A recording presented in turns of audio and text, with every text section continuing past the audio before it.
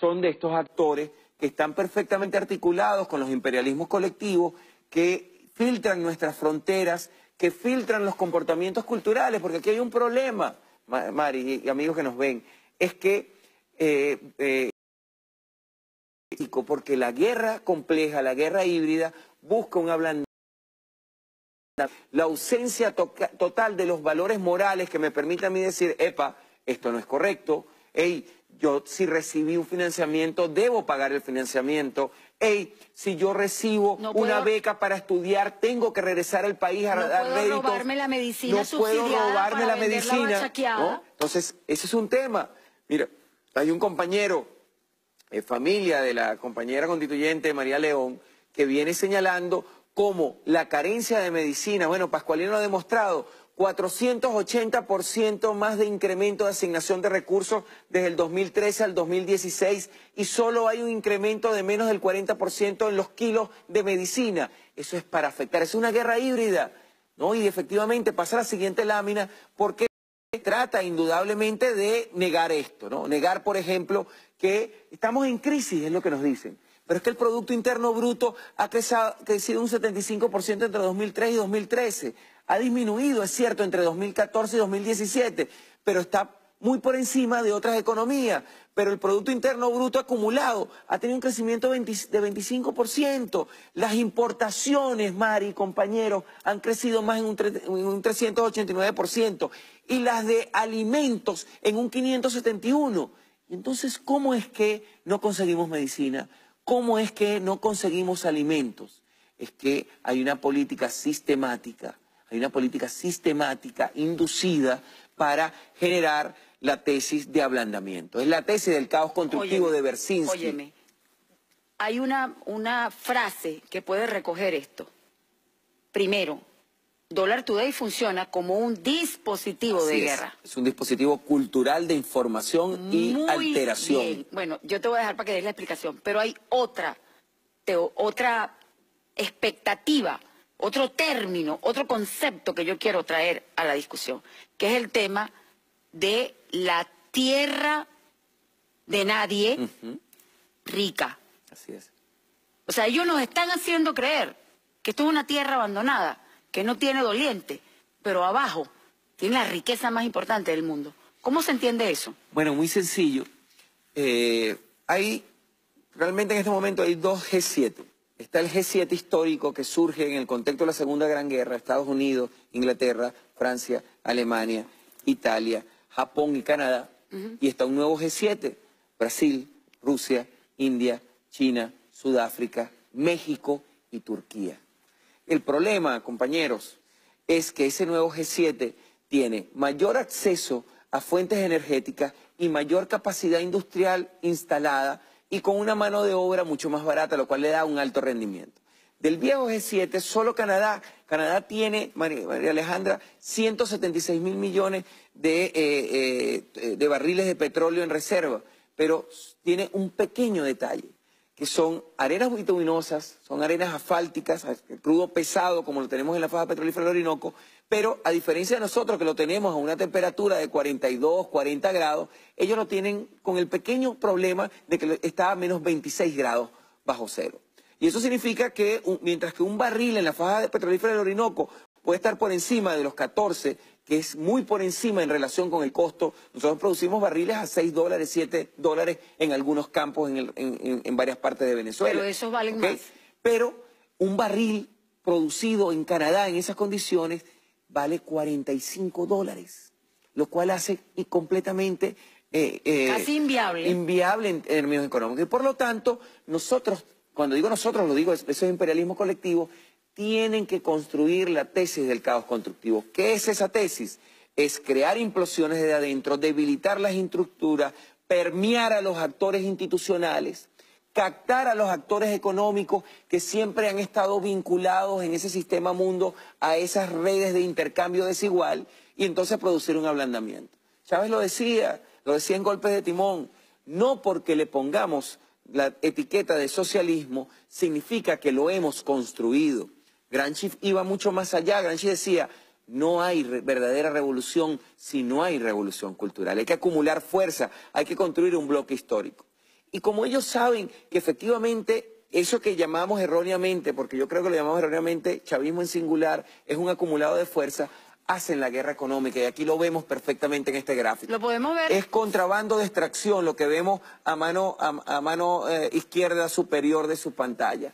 Es simplificación de la producción. En vez de producir en los envases grandes, produzco los pequeños, reduzco la producción, genero competencia, es al mismo tiempo bachaqueo corporativo a través de nuestras fronteras, y al mismo tiempo es un proceso de infiltración del trabajo, ¿no? De debilitamiento de la estructura. En todo ese juego es una clave Colombia. Y es una clave porque Colombia se articula con dos elementos.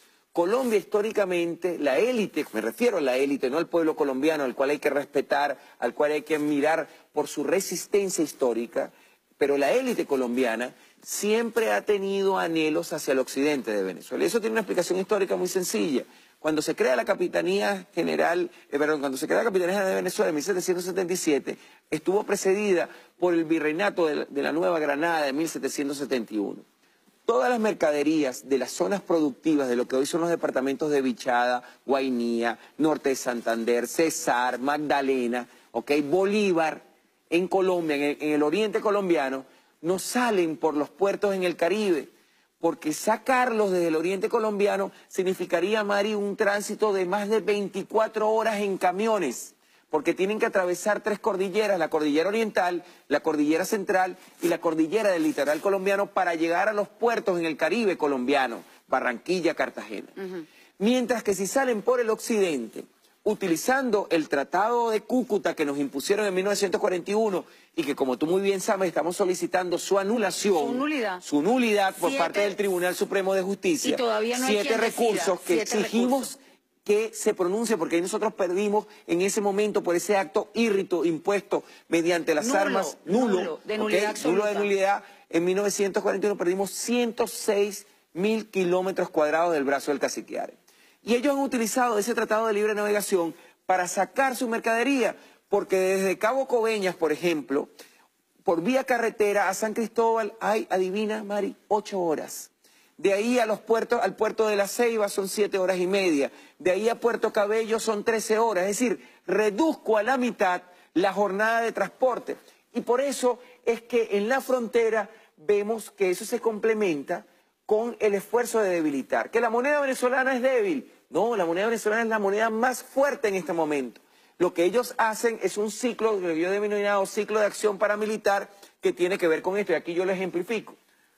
Cualquier venezolano, además utilizando elementos de la banca pública, de la banca privada, BOD y Banesco, lo denuncio acá, cualquier cuenta de BOD y Banesco, con un mínimo que tampoco en este momento ya es, esta inflación inducida tampoco es mucho, que tenga 2 millones de bolívares, se va con esos 2 millones de bolívares a el Banco República en Bogotá, y eso se transforma en 470 millones de pesos. Eso es porque un bolívar es igual a 235 pesos en el Banco República. Pasa a la siguiente lámina para que veamos lo que ocurre con los convenios de intercambio monetario vigentes desde Carlos Andrés y que nosotros debemos. El problema no es la resolución número 8, el problema es el convenio cambiario que permite la resolución número 8. Nosotros no hemos equivocado de estrategia. Nosotros podemos demandar a Colombia en la Organización Mundial de Comercio por actitudes desleales. Épale, por agresiones económicas. Por agresiones. Por crímenes Lo debemos económicos. hacer. Yo creo que sí. Tú sabes muy bien que Juan Carlos Valdés, Tony, Luis Gabazó, Piña, ustedes mismos, Pascualina, lo hemos sugerido. Nosotros el 31 de agosto publicamos un documento que se llama ¿Qué hacer? Propuestas de medidas económicas ante la urgencia. Y ahí decíamos, denunciemos a Colombia y cerremos. ¿Pero por qué cerrar? Bueno, porque cuando yo cambio los 2 millones y se me transforman en 470 millones de pesos, yo me voy a las casas de cambio que existen por el convenio con cambiario y tiene la base de sustento de la resolución número 8, Entonces un peso se transforma en 0,10 bolívares. Y entonces los 470 millones de pesos, que eran 2 millones de bolívares, compañeros, se transforma en la bicoca de, escuche bien, 4.700 millones de bolívares. 2 millones de bolívares se transformaron por ese mecanismo en 4.700 millones. con 4.700 millones, si tú eres Guardia Nacional que está en la frontera, yo te meto por el pecho 50 millones de bolívares, Mari. Por eso que yo digo que Dios existe, pero despacha solo desde Caracas, porque no vemos la realidad de la frontera. Yo vivo en frontera, lo vivo Pero todos los además días. te voy a contar otra cosa, Juan. Hay que decirlo también con justicia, que si bien es cierto, ellos han logrado permear a ciertos factores. Hay otros que han resistido. Espérate, no solamente eso, es que quien resiste lo amenazan de muerte. Claro, lo amenazan. Si no te metes en la mafia, te matan a la familia. Mira, yo debo es una aquí, realidad. así como digo eso... ¿Cómo vamos a hacer claro, nosotros en el término de la distancia? Porque es un tema de seguridad y de soberanía. Bueno, te doy este dato, mira. ¿Cómo vamos a hacer la constituyente para nosotros blindar eso? La constituyente tiene en este momento que ponerse a debatir las zonas especiales de seguridad fronteriza, que fueron un diseño que Chávez hizo en el año 2005. A través de una ley especial. A través de una ley especial. Tenemos que redefinir esas zonas especiales de seguridad fronteriza. Porque, por ejemplo, en las zonas especiales de seguridad fronteriza no entra el municipio de Maracaibo. Todo lo que entra por el puerto de Maracaibo de importación es acumulado en los municipios que nosotros llamamos periféricos, que dan hacia el municipio Mara y hacia La Guajira. Antonio Borja Romero, Francisco Eugenio Bustamante, Ildefonso Vázquez, ¿no? Venancio Pulgar, San Isidro, Carraxiolo Parra Pérez, Raúl Leoni son centros de acopio, pero Maracaibo no entra dentro de la zona especial de seguridad fronteriza, porque cuando Chávez lo pensó en el 2005 la situación era distinta a la que tenemos. Entonces fíjate, con 4.700 millones lo que hace, por eso es que el ministro de Fronteras, al quien resalto la labor y el esfuerzo que hace el mayor general Izquierdo y el mayor general Angiolillo en la Secretaría del Consejo de Defensa, vienen articulándose también proponiendo a la Asamblea Nacional la necesidad de revisar esto, porque con ese mecanismo perverso en el cual hay conchupancia, es cierto, de la élite colombiana, pero debo señalar que también hay élite económica zuliana, tachirense, merideña, trujillana, larense y falconiana, porque a veces creemos que la media luna nada más es Zulia, Táchira y Mérida. No, ahora el proyecto es Zulia, Táchira, Mérida, Apure, Barinas, Lara y Falcón. ¿Y por qué razón? Tiene que ver con lo de la tierra vacía pero llena de recursos. Es que ahí, en el Golfo de Venezuela, que es Golfo de Venezuela, y yo lo ratifico, porque desde la primera vez que aparece el nombre en el mapa de Juan de la Cosa, en 1502, hasta 1952, Colombia nunca dudó del nombre, y lo duda en 1952 porque se hace el primer estudio geológico. ¿Y sabes cuánto petróleo hay en el Golfo de Venezuela? 543.000 millones de barriles de petróleo extraíble. Súmaselo a los 26.000 millones que hay en la cuenca del lago de Maracaibo. Agrégale el 1.5 millones extraíbles de la faja petrolífera del Orinoco. Y si no es suficiente, y ahí tenemos que entender el papel que Guyana e Inglaterra tienen en el conflicto del Esequibo, porque en la desembocadura del Esequibo la Exxon descubrió dos campos, Lisa 1 y Lisa 2. Lisa 1 tiene, Mari, capacidades entre un mínimo de 750.000 millones de barriles de petróleo y puede llegar a 1.2 billones extraíbles. Y o Lisa, sea, y el otro estamos sobre un lago. Una mina. Y somos un país, y la moneda está devaluada, y somos una tierra infértil, o sea. Pues claro, pero es la tesis del caos constructivo. Ok. Es la tesis del caos constructivo. A ti te debe haber pasado porque al final es esto. La culpa es del socialismo. La culpa es de Chávez. Y te preguntan a ti, yo estuve ayer en una conferencia en el Instituto de Estudios Políticos y Derecho Público de la Universidad del Zulia, de donde soy docente, orgullosamente me siento a pesar de quien dirige esa universidad, lamentablemente, ¿ok? Y me decía un estudiante de ciencias políticas, pues yo por supuesto comencé declarándome socialista, porque había unos compañeros que decían, es que aquí ha habido fraude. Y yo le decía muy sarcásticamente, yo tengo un terrible humor negro, le decía, mira, vale, es cierto, pero ustedes son bien gafos y nosotros le hemos hecho fraude en 20 elecciones. Porque una vez te puede hacer fraude, 2 veces te puede hacer fraude, pero en 20 tú eres bien gafo, bien tonto eres tú. Para no decir la palabra. Para no decir la palabra que estoy pensando porque estamos en horario supervisado. Tú eres bien gafo, muchacho, le decía ayer. Entonces, imagínate, la Facultad de Derecho, de Ciencias Políticas, opositora, horrible. Me miraban todos que se les iba a estallar la yugular. Digo, ¿cómo me vas a decir tú que te estamos haciendo fraude si son 20 procesos? ¿Ustedes saben cuántos procesos de verificación tiene el ejercicio del voto? 7. 7. Y antes de eso tienes 17 auditorías para llegar al proceso del voto. En todas hay testigos. No es como, mira, yo voté por primera vez en 1988 Y en la mesa donde yo voté, en una escuela, en un sector clase media, porque mi familia es clase media, mi papá era tipo educado, y yo voté por el Partido Comunista, y yo era testigo, voto no apareció. y no apareció mi voto. El Partido Comunista sacó 0 votos. Aquí es imposible, porque ¿cuántas organizaciones hay? Las enumero. Primero Justicia, Un Nuevo Tiempo, Acción Democrática, COPEI, MAS, Causa R, ABP, 20 Venezuela, más todos los partidos regionales. Voluntad Popular, y todos tienen testigos. Eso no era como en la década de los 80 y los 90, que los testigos del Partido Comunista y del MAS éramos unos pendejitos. Bueno, Juan. ¿No? Entonces, hay que entender esa guerra. Entonces, se trata de un ablandamiento, y ante ese ablandamiento, a nosotros nos quedan 2 cosas. Uno, no solo resistir. Yo me opongo solo a que digamos, vamos a resistir. No, vamos a subvertir. Vamos para adelante. Argimiro Gabaldón le escribía a su padre cuando decidió irse: papá, yo soy poeta, yo soy agricultor, pero mi patria en este momento necesita guerreros y yo voy a ser un guerrero. Y ese mismo Argimiro decía: el camino es largo y duro, pero es el camino. Y esa es la opción que tenemos. No tenemos tiempo de lamentarnos. No. Benedetti decía un poema extraordinario: el futuro es lento pero viene, seguro pero viene, firme pero viene.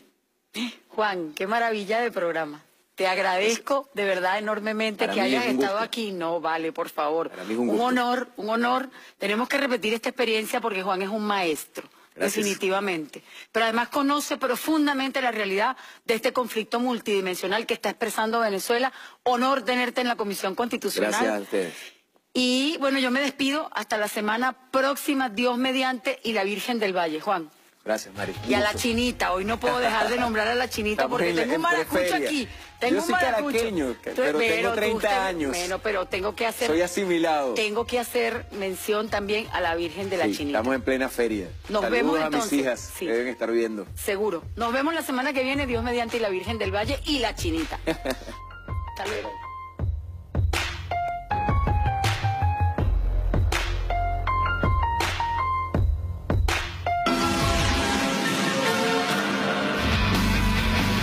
Los accidentes en moto constituyen una de las causas más frecuentes de fracturas en miembros inferiores. Sobre ese tema estaremos conversando en Historias Médicas desde el Hospital Periférico de Coche este domingo a las 9:30 de la mañana por Venezolana de Televisión. En Huaycaipuro, el teatro llegó para quedarse. Del 26 de octubre al 12 de noviembre, títeres, fotografías, niños, circo, amor, miradas, gestos, voces, futuro y belleza. Cuarto Festival de Teatro Los Teques 2017. Estamos en escena. Llegó para quedarse.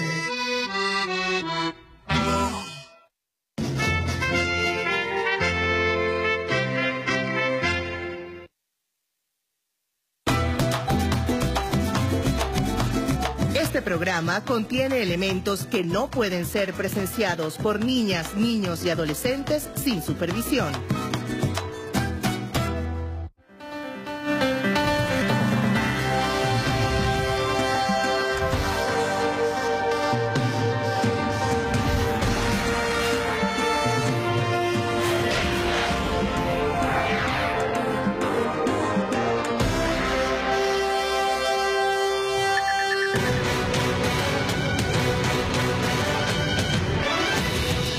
En las condiciones más difíciles por las que ha atravesado el pueblo venezolano, los espacios conquistados no se regalan, no se dejan vacíos. Y aquí está lleno el espacio de la Feria Internacional del Libro.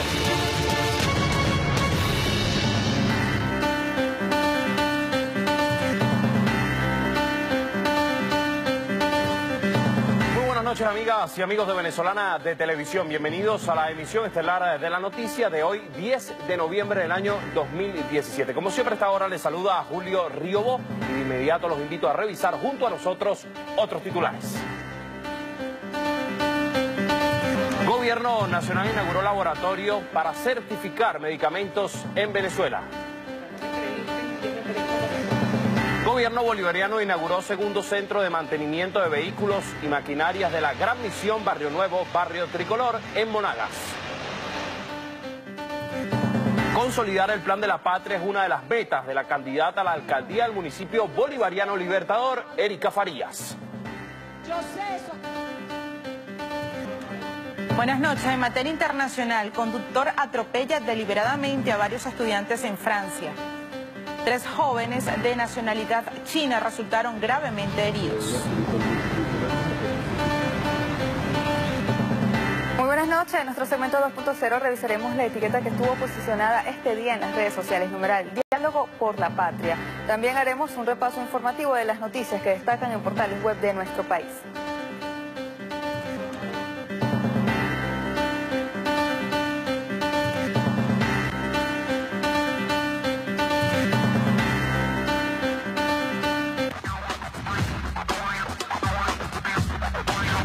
Buenas noches. En la información deportiva, tan solo queda un día para la inauguración de los Juegos Bolivarianos Santa Marta 2017.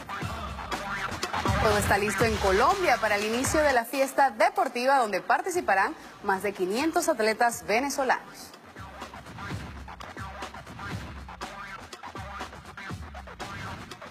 Decimotercera Feria Internacional del Libro de Venezuela, FILVEN 2017. Comenzamos con las informaciones. La Feria Internacional del Libro fue calificada como la Feria de la Dignidad y un espacio para encontrarse. Esto lo dice